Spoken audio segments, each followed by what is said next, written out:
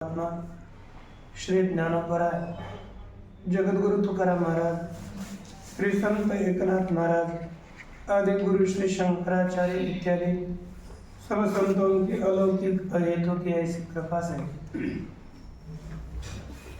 श्री न्याय सिद्धांत मुक्तावली का विचार करते हुए हम लोग वायु तक विचार कर चुके हैं।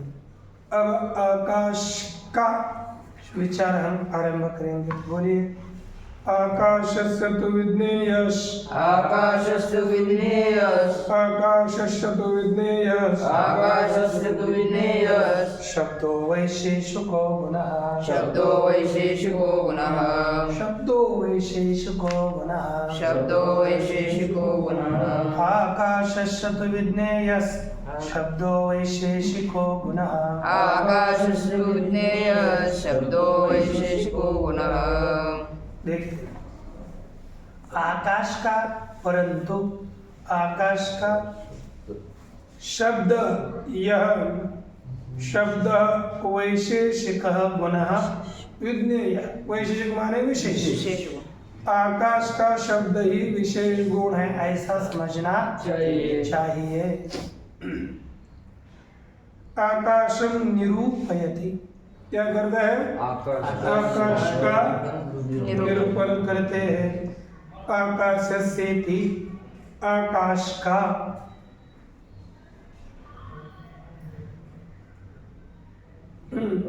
आकाश काल दिशाम एकैक व्यक्तित्वात् आकाशत्वाधिकम न जाती। ये कहना, आकाश, काल और दिशा, ये तीनों भी एक एक व्यक्ति होने के कारण आकाशत्वाधिक क्या नहीं है? जाति नहीं है। किंतु आकाशत्वम शब्दाश्रयत्वम, परंतु आकाशत्व क्या है? शब्दाश्रयत्व है। फिर क्या? वो तो अखंड उपाधि है। ठीक है, मैं लिखा एक व्यक्ति वृत्तित्वात् आकाशत्व न जाती है। हम लोग निरूपण विचार देख रहे हैं। आकाश में क्या बताया हम? आकाशत्व यह जाति नहीं, क्या नहीं है? आकाशत्व जाति नहीं। कौन कौन सी जाति नहीं है? आकाशत्व जाति नहीं है, कालत्व जाति नहीं है, और दिक्त्व भी जाति नहीं है। ये तीनों भी अखंड उपाधि है। आपको उसी दिन बताया था। इसलिए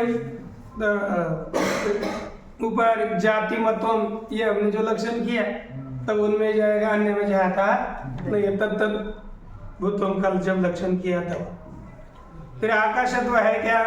तो किंतु आकाशत्वं शब्दाश्रयत्वं, आकाशत्व यह शब्दाश्रयत्व है।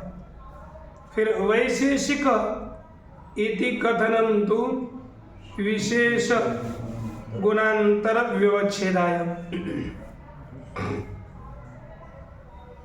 देखो, शब्द यहाँ वैशेषिक गुण है। वैशेषिक माने विशेष गुण, पर विशेष गुणांतर अन्य विशेष गुण से अलग करने के लिए, उसका व्यवच्छेद करने के लिए यहाँ पर वैशेषिक यहाँ कहा। अब वैशेषिक गुण शब्द का विशेष गुण है, तो विशेष गुण शब्द यह कहने से ही एतेन का अर्थ क्या है? शब्द से विशेष गुणत्व कथनेन। ठीक है, शब्द में विशेष गुणत्व है, यह कहने मात्र से प्रमाणम अपि दर्शितम, इसके द्वारा प्रमाण भी दिखाया। तथा ही, अब प्रमाण क्या है? पहले आकाश के विषय में आकाश है, इसके लिए यह प्रमाण दिखाया, प्रमाण बताया। कैसे सिद्ध होगा? तो देखिए, कहते हैं कि बैठो बैठो बैठो बैठो। शब्दों विशेष गुण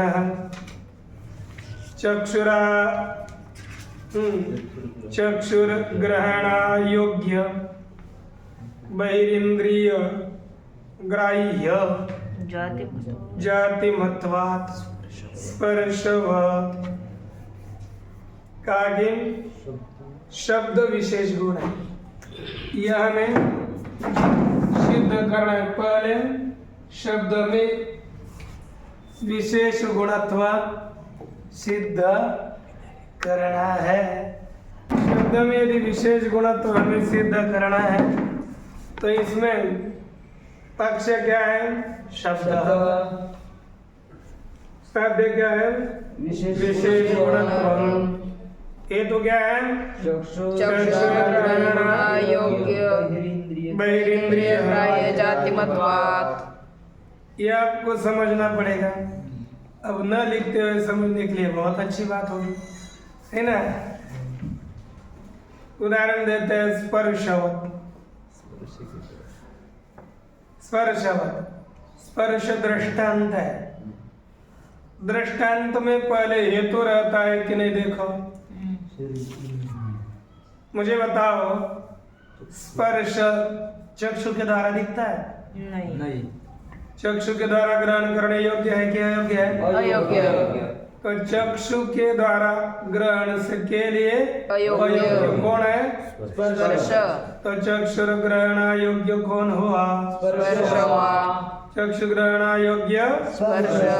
चक्षुर ग्रहण योग्य। ठीक।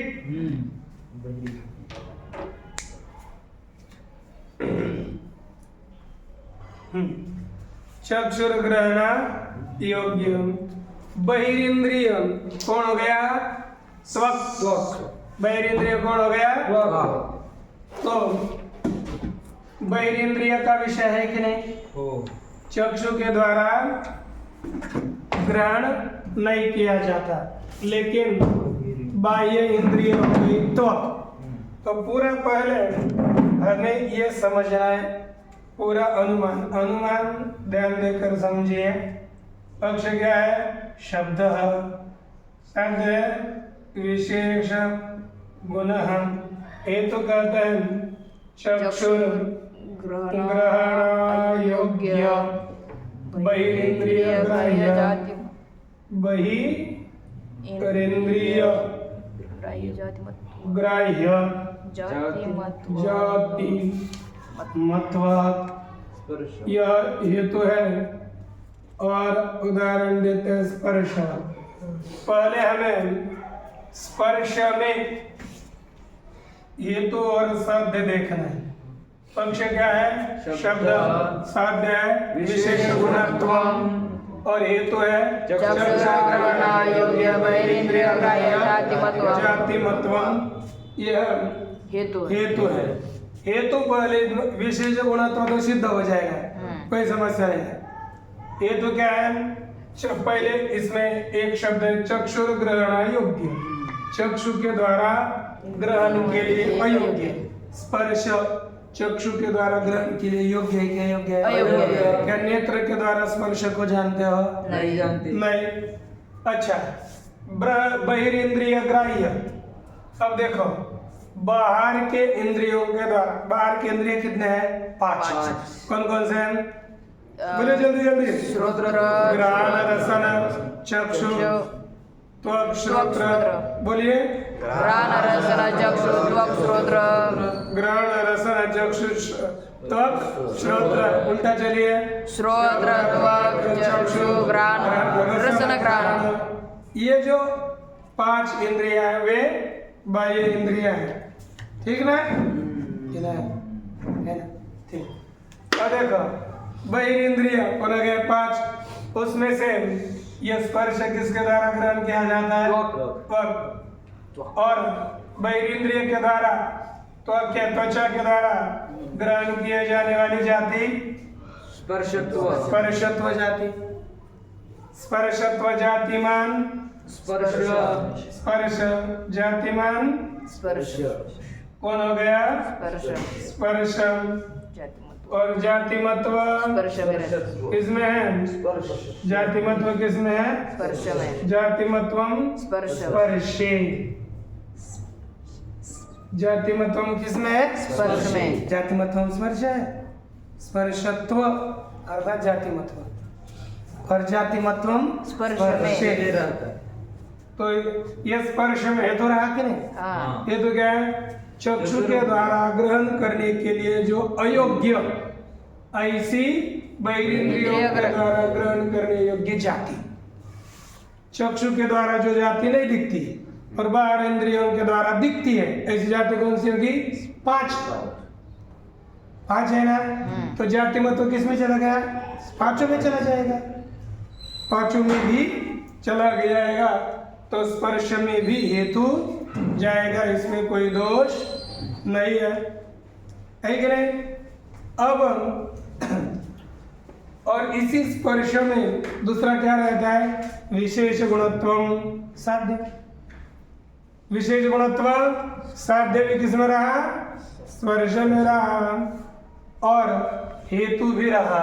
इसलिए यत्र यत्र चक्षुर्ग्रहण योग्य बहिरेंद्रिय ग्राह्य अजातिमत्वम तत्र तत्र विशेष गुणत्वम, ये व्याप्ति तैयार हो गई। अब हम ये शब्द में भी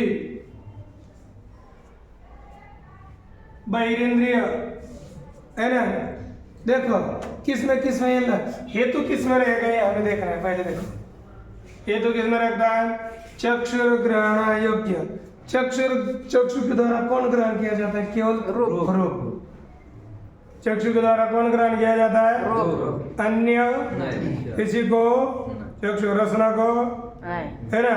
फिर चक्षुर ग्रहण के लिए अयोग्य बहिरेंद्रिय ग्राह्य जातिमत्व किसमें रहेगा बताओ?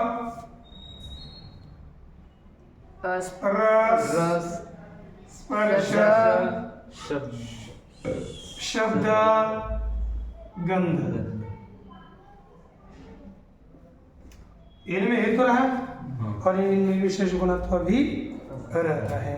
तो देखो शब्द में भी देखो, शब्द देखो, चक्षु बहिरेंद्रिय के द्वारा ग्रहण करने योग्य है। चक्षुर ग्रहण योग्य है? चक्षुर ग्रहण योग्य नहीं। शब्द चक्षुर ग्रहण योग्य है? नहीं। चक्षुर ग्रहण योग्य है? चक्षुर ग्रहण के लिए अयोग्य जाति और बाहिर इंद्रिय कौन? श्रोत्र। श्रोत्र के द्वारा ग्रहण किए जाने वाली जाति शब्दत्व, जाति मत हो जाएगा शब्द में। तो हेतु किस में रहा? शब्द। किस में रहा? हेतु शब्द में, और उसमें विशेष गुणत्व यह साध्य भी रहेगा। देखो अभ्यास करने से और अवकाश न करने से सब लाभ होता है। और आदमी बुद्धि चलती है लेकिन वो अवकाश लेता है, तब उसको ज्यादा समझ में नहीं आता है। किसी को क्या लगता है हमारा ये मर गया, बहुत हानि हो गई, वो तो मरने वाले थे। हमको तो कभी कभी हम देखे हम पढ़ रहे थे। ये विशेषण किसका है? चक्षुर ग्रहण योग्य, ये भी जाति का विशेषण है। बहिरेंद्रिय ग्राह्य, यह भी जाति का विशेषण है, दोनों भी। तो जाति कैसी होनी चाहिए? चक्षु के द्वारा ग्रहण न किए जाने वाली और बाहर इंद्रियों के द्वारा ग्रहण किए जाने वाली जाति। अब रूपत्व जाति को छोड़ना पड़ेगा, बाकी लेने पड़ेंगे कौन? रसत्व, स्पर्शत्व, शब्दत्व और गंधत्व, है कि नहीं? वो चारों भी जातियां चक्षु के द्वारा ग्रहण नहीं की जाती और बाहर इंद्रियों के द्वारा ग्रहण की जाती है। तो ईश्वर आगे नहीं, ऐसे जाति मान हो गई है, जाति मत इनमें रहा सब, ये तो समझना। और विशेष गुणत्व भी इनमें रहता है। स्पर्श एक में रह गया हेतु में, दृष्टांत में, और वही पक्ष में हेतु रहा तो साध्य उसमें विशेष गुणत्व सिद्ध ही होगा। इस तरह से आपको 16 विशेष गुण बताए गए थे। कौन से? रूपम, रसस तथा स्पर्श, गंध, सांस्कृतिक प्रभाव, बुद्धी बुद्ध्यादी भावनांतश्च शब्द वैशिष्ट्य गुणः प्रारंभ से रूपम रसस जानने श्लोक रूपम रसस्पर्श है ना? ठीक। अब यहाँ देखिए हम, तो ये शब्द आदि को विशेष गुण है, तो इसमें विशेष गुणत्व इस अनुमान से सिद्ध हुआ। देखो शब्दों, अब क्या करना है, शब्द द्रव्य समवेतः, पहला अनुमान हो गया कौन, शब्द को विशेष गुण बताया। दूसरा अनुमान, यह शब्द को द्रव्य में रख रहा है, द्रव्य में समवाय संबंध से रहता है, ये सिद्ध करने जा रहे हैं। तो देखो शब्दो द्रव्य समवेतः, शब्दो द्रव्य समवेत गुणत्वात् रूपवत्। देखो ये सरल अनुमान है। क्या है, शब्द द्रव्य समवेतः गुणत्वात् रूपवत्। शब्द द्रव्य समवेतः गुणत्वात् रूपवत्। ये क्या है, रूपवत् में रूप, ये क्या है, दृष्टांत दृष्टांत है। इस रूप में क्या रहता है, गुणत्व रहता है। क्या रहता है, गुणत्व रहता है कि नहीं, गुण है इसलिए गुणत्व रहता है। और द्रव्य जैसे यही रूप है सफेद, उसी पृथ्वी रूपी द्रव्य में रूप रहा कि नहीं, तो किस संबंध से, समवाय संबंध से। तो समवेतत्व भी रूप में है, रूप में गुणत्व है।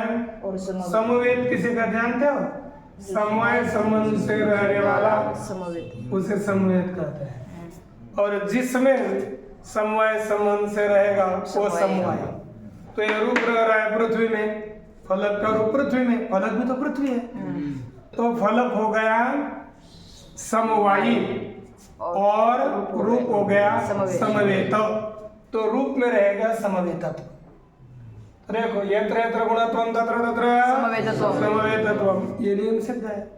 तो रूप व गुणत्व शब्द में भी रहा, तो शब्द भी समवायी है, इतना सिद्ध होगा। कहीं ना कहीं समवायी है। कहाँ समवायी, आकाश किसी को दिखता नहीं, इसलिए आकाश की अब सिद्धि की जा रही है। एक एक पहले शब्द को विशेष गुण सिद्ध किया, फिर शब्द समवेत है सिद्ध किया। किसी न किसी द्रव्य में समवाय संबंध से रहता है। अब किस में रहता है ये और ढूंढ रहा है। कितना हो गया, समझ में आ गया ना। तो आगे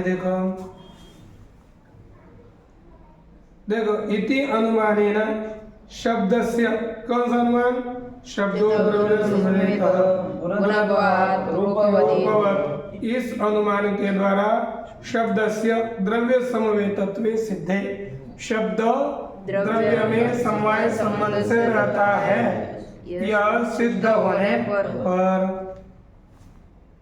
शब्दों न स्पर्शवद विशेष गुणः, बोलिए शब्दो न स्पर्शवद विशेष गुणः, शब्दो न स्पर्शवद विशेष गुणः, शब्दो न स्पर्शवद विशेष गुणः, अग्नि संयोगा समवायी कारणत्वाभावे, अग्नि संयोगा समवाय कारणत्वाभावे, सति अकारण गुण पूर्वक प्रत्यक्षत्वात्, अकारण गुण पूर्वक प्रत्यक्षत्वात्, सुखवत्।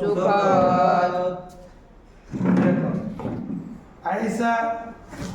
ऐसा अनुमान चाहिए छोटा, ये तो समझने के लिए सीधा कि कठिन। देखो पक्ष शब्द है,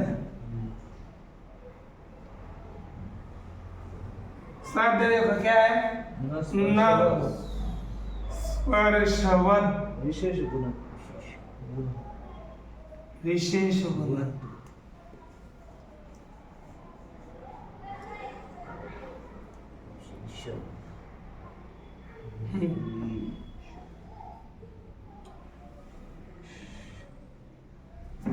मुख्य समझना है ये तो क्या है अग्नि लिखते हैं कि अग्नि संयोगा असमवायी कारण कत्वा भावे अग्नि संयोगा समवायी कारण कत्वा भावे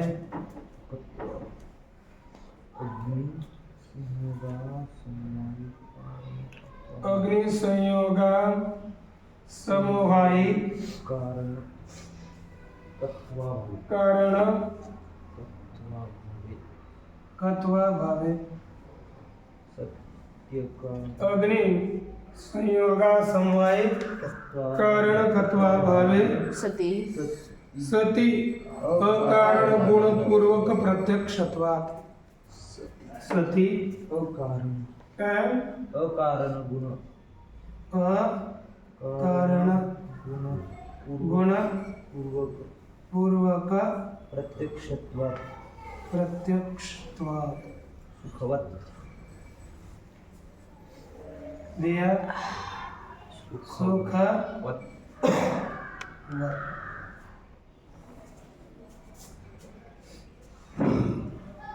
अब हमें पहले हेतु समझना है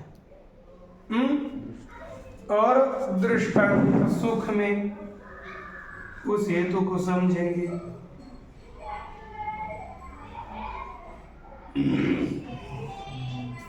अब पहले आपको समझने के लिए ये जो टीका है ना, टीका में स्पष्ट लिखा हुआ है, उसी को एक बार पढ़ेंगे, उसे समझाएंगे। फिर फलक में देखो क्या लिखा, इसमें शब्दों नेति लिखा है ना, तो शब्द पक्ष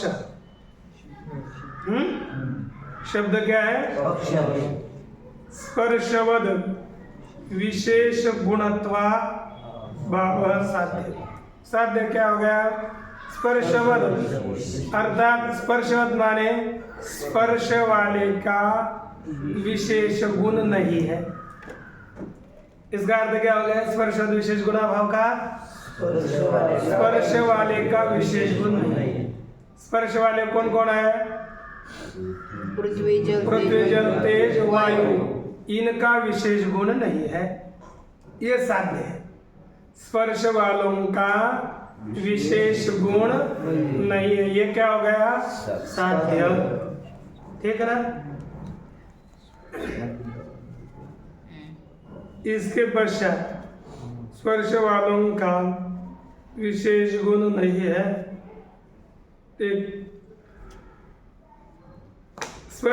लिखा आगे लिखा है स्पर्शवंतः पृथ्वी जल तेजो वायवः, पृथ्वी जल तेज वायवः, अवयव नहीं वायवः, पृथ्वी जल तेज और वायु, तेषां है ना विशेष गुणत्वा भावान, उनके विशेष गुणत्व का अभाव कहाँ पर है, किसमें है आकाश।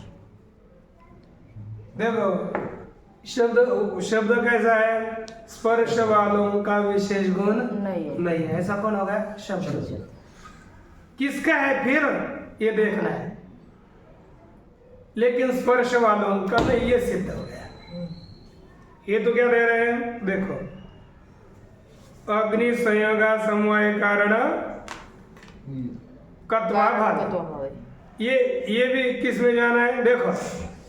सुख भी यदि हमें साध्य देखो, सुख में स्पर्श वाले हो गए पृथ्वी आप तेज वायु, उनका विशेष गुण सुख नहीं, किसका है आत्मा का, आत्मा है कि नहीं।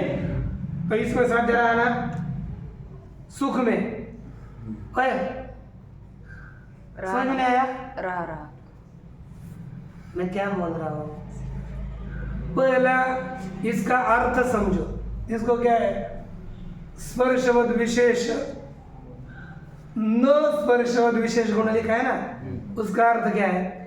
स्पर्श वालों को स्पर्श वालों का विशेष गुण नहीं है। नहीं समझ में आया? इतना तो क्या अर्थ है? स्पर्श वालों का विशेष गुण नहीं है। ये क्या है? साध्य। अब साध्य को सुख में रखो।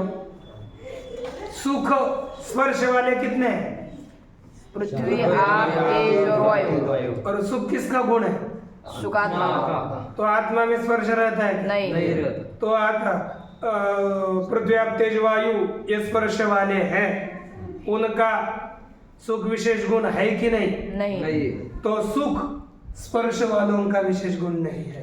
ये साध्य रहा इसमें। यही है स्पर्शवताम विशेष गुणाभाव। ये साध्य न का अर्थ है अभाव। तो स्पर्शवताम विशेष गुणा भाव किसमें रहा? सुख में। अब सुख में ये भी रखना है हेतु ने। तो देखो हेतु में पहला पद क्या है? अग्नि संयोग। देखो टीका में अग्नि संयोग असमवायी कारणम यस्य। मुझे बताओ अग्नि संयोग असमवायी कारण किसका है? जैसे हम पकाएंगे, स्वयं बनाते हो ना, तो आग देने के बाद क्या बनेगा? पाक होगा ना। तो उस पाक का असमवाय कारण कौन हो गया? अग्नि संयोग। लिखा टीका में कि अग्नि संयोग असमवाय कारणम यस्य पाकजस्य पार्थिव गुणस्य। पृथ्वी के जितने भी गुण हैं वे कैसे हैं? अग्नि के संयोग के द्वारा बदलते हैं, पाकज रूप से। इसलिए पाकज है। कैसे गुण है? पाकज किसके द्वारा बदलते हैं? अग्नि के संयोग। अग्नि के संयोग के द्वारा वे बदलते हैं। इसलिए वे सभी गुण कैसे हैं? पाकज। कैसे हैं? पाकज है। ठीक है ना?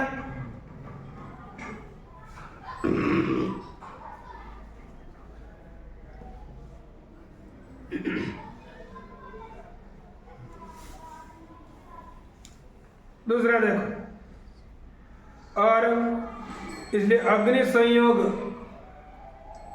संयोग से किसके रूप गुण बदलते बताओ? केवल पृथ्वी के। वायु का भी नहीं बदलता, तेज का भी नहीं बदलता, तो अग्नि किसी का भी नहीं बदलता। सुख आत्मा का भी नहीं बदलता। आत्मा को आग लगाने के बाद सुख बदलता है ना? नहीं। हाँ, यह भी आत्मा में आप अकेला गवा। नहीं। इसलिए अग्नि संयोग से पृथ्वी के ही गुण बदलते हैं। तो अग्नि संयोग किसके गुणों का कारण होगा? पृथ्वी के। अग्नि संयोग किसके गुणों का कारण होगा? बदल देता है ना। ईटा काली थी, उसको लाल बना दी, आग लगाई तो भी ना। तो अग्नि संयोग असमवायी कारण है किसके गुणों का? पृथ्वी के गुणों का। अग्नि संयोग किसके गुणों का कारण है? समवाय कारण है पृथ्वी के। अग्नि संयोग पृथ्वी के गुणों का असमवायी कारण है। ठीक ना? अच्छा, अग्नि संयोग असमवाय कारणम कस्य? पृथिव्याः गुणस्य। ठीक।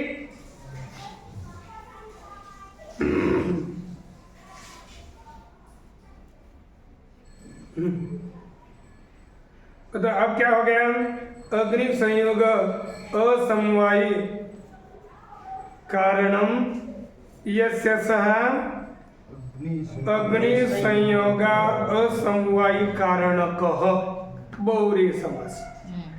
ठीक, अग्नि संयोग असमवायी कारण वाला अर्थ हो गया। तस्य भावः तत्वम माने अग्नि संयोगा समवायी कारणत्वम। अग्नि संयोगा समवायी कारणकत्व किस में रहेगा? पृथ्वी के गुणों में। अग्नि समवायी कारण किसका है बताओ? पृथ्वी के गुणों। तो अग्नि संयोगा समवायी कारण कहा के पृथिव्याः गुणः। तो अग्नि समवायी कारणकत्वम, अग्नि संयोगा समवायी कारणकत्व किस में रहेगा? पृथ्वी के गुणों में। और अग्नि संयोगा समवायी कारणकत्व किस में नहीं रहेगा? पृथ्वी से भिन्न सभी के गुणों में। तो क्या रहेगा? अभाव। तो अग्नि संयोगा समवायी कारणकत्व का अभाव किस में रहेगा? पृथ्वी से भिन्न सभी के गुणों में। तो शब्द सुख में भी अग्नि संयोगा समवायी कारणकत्व भाव रहा कि नहीं? रहा। शब्द में रहा कि नहीं? रहा। ऐसा होता हुआ क्या चाहिए? अकारण को गुण पूर्वकत्वम, अकारण गुण पूर्वकत्वम। इसका पहले पंक्ति का अर्थ हो गया पृथ्वी में रहने वाले जो गुण है ना उससे भिन्न। अरे अग्नि संयोगा समवायी कारण को गुण पृथ्वी के गुण, अग्नि संयोगा समवायी कारण तो पृथ्वी में रहेगा, उसका पृथ्वी के गुणों में रहेगा और उसका अभाव रहेगा अन्य गुणों में। अर्थात इतना सिद्ध होगा, तात्पर्य अर्थ पृथ्वी से भिन्न गुण होता हुआ है ना, पृथ्वी से भिन्न गुण होता हुआ, ठीक है नहीं? ये तात्पर्य है, वो कोई इसका अर्थ नहीं, तात्पर्य अर्थ यही सिद्ध होता है। फिर कौन क्या चाहिए? अकारण को अकारण गुण पूर्वक प्रत्यक्षत्वात्।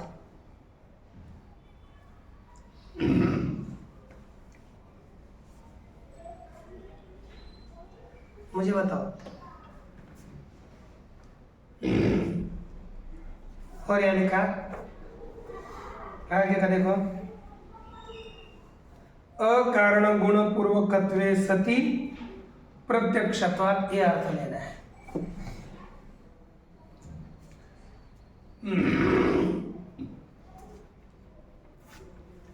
पृथ्वी, जल,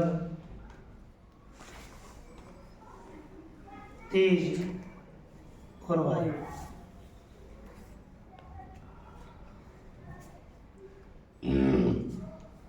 इसके पहले परमाणु थे, इसके परमाणु थे, इसके परमाणु थे और इसके भी परमाणु थे। इन्हीं परमाणुओं से पृथ्वी बनी, इन्हीं परमाणुओं से जल, इन्हीं परमाणुओं से तेज और इन्हीं से वायु बना। ठीक है?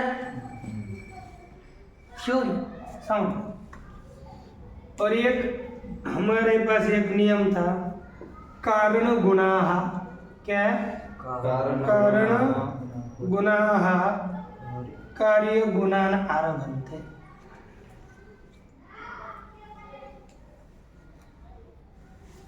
एक नियम है, कार्य गुणा कारण गुणाः कार्य गुणान आरभन्ते। कारण कौन हो गया? परमाणु, ठीक है? मैं पृथ्वी के हिसाब से बता रहा हूँ, जहाँ पर भी कारण के गुण कार्य के गुण को उत्पन्न करता है। तो ये अर्थात पृथ्वी का जो रूप है वो किसके रूप के कारण है? परमाणु के रूप से उत्पन्न हुआ ना। तो ये पृथ्वी का गुण, जल का गुण, तेज का गुण और वायु का गुण, ये सभी कारण गुण पूर्वक है। कारण गुण पूर्वक, यानी पहले इनके लिए कारण के गुण लगते हैं। इतना समझ में आ गया ना?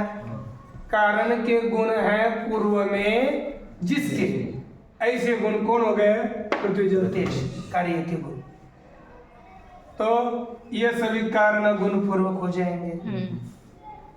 लेकिन सुख है, सुख एक दूसरा आत्मा था, तो उस आत्मा को जोड़कर यह आत्मा हो गया, तभी सुख उत्पन्न हुआ। ऐसा है क्या? नहीं। तो सुख का गुण, यह सुख कारण गुण पूर्वक नहीं है, तो सुख कैसा है? अकारण, बिना कारण गुण पूर्वक। कारण गुण पूर्वक नहीं है, यही अकारण गुण पूर्वक है। और दूसरा क्या है? कारण गुण पूर्वक होता हुआ प्रत्यक्ष भी होना चाहिए। तो सुख प्रत्यक्ष है कि नहीं? है। नहीं। किसको दिखा बताओ? मानस प्रत्यक्ष। उनको प्रत्यक्ष करते हो? हाँ? नहीं? वाह वाह। सुख जिनको होता ही नहीं, तो उनको क्या होता है? प्रत्यक्ष हो रहा है ना, प्रत्यक्ष हमारा अनुभव है। मानस प्रत्यक्ष, मानस प्रत्यक्ष है। नहीं ऐसे होता तो नहीं कहते, तो मुझे पता ही नहीं कि प्रत्यक्ष है कि नहीं। तो सुख क्या है? प्रत्यक्ष ही है। तो अकारण गुण पूर्वक प्रत्यक्ष कौन हो गया? सुख। और सुख में पृथ्वी के भिन्न गुणत्व भी रहता है। अर्थात असंयोग समवाय कारणकत्व का अभाव भी सुख में रहा, और अकारण पूर्वक, अकारण गुण पूर्वक प्रत्यक्षत्व भी सुख में रहा।